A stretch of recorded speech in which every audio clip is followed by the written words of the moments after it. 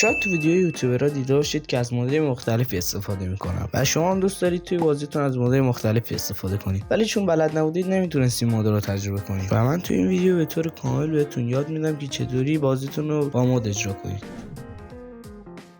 برای اینکه بتونیم مودهای ماینکرافت رو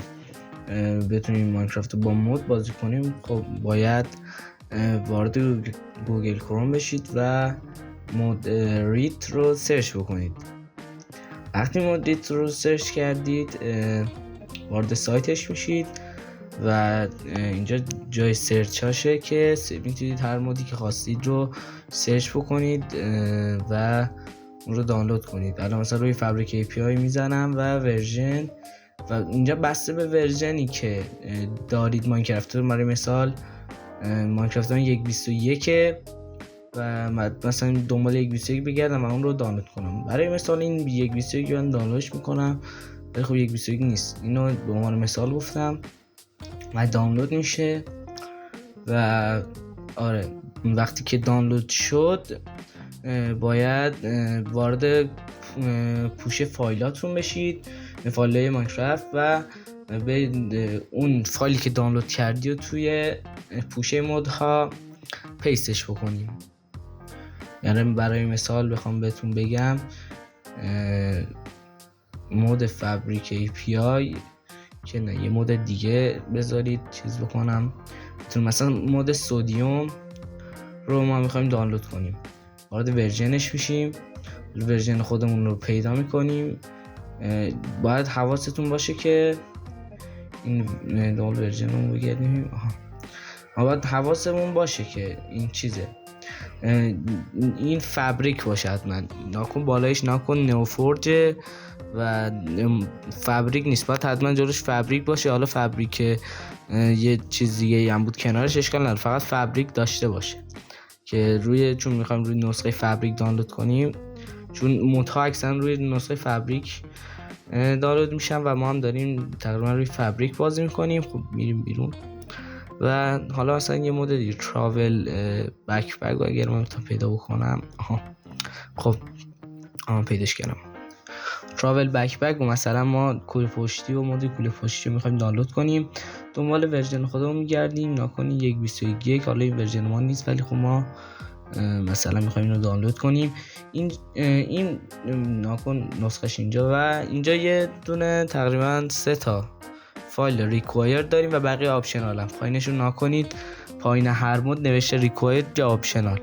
اونایی که ریکوایردن رو باید حتما دانلود کنید و اونایی که آپشنالن باید چیز باشن، باید بهتره که دانلودشون کنید و ریکوایرد ها هم حتما باید دانلودشون بکنید در کنار اون مود، و تا اینکه مود رو بتونه چیز کنه، ساپورت کنه و بالا بیاره.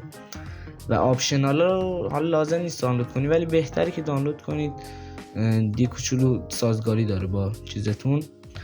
الان برای مثال ما میایم یه دونه مود دانلود بکنیم و وارد فایلام بشه. مثلا ما میایم 1.21.7 رو دانلود میکنیم، میخوام بهتون یاد بدم که ارورا رو چجوری برطرف بکنیم.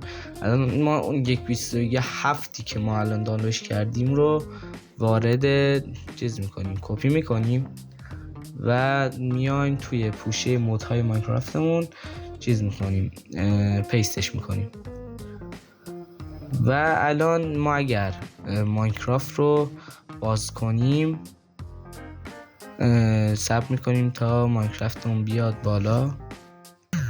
خب حالا به ما ارور داد و چی گفته؟ نوشته تراول بکپک.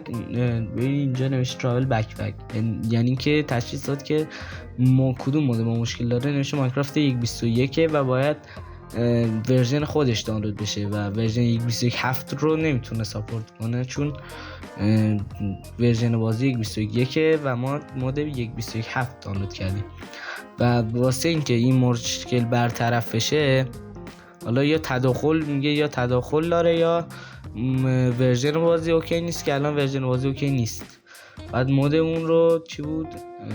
تراول بکپک بود، کجا بود؟ اسمش ترابل بکپک. آره بعد تو تیا دنبالش بگردم. ترابل بکپک این رو باید اگر حذفش بکنیم و الان بازی رو پلی بکنیم و میبینید که بازی چیز شد، اومد بالا و دیگه به راحتی میتونید استفاده بکنید.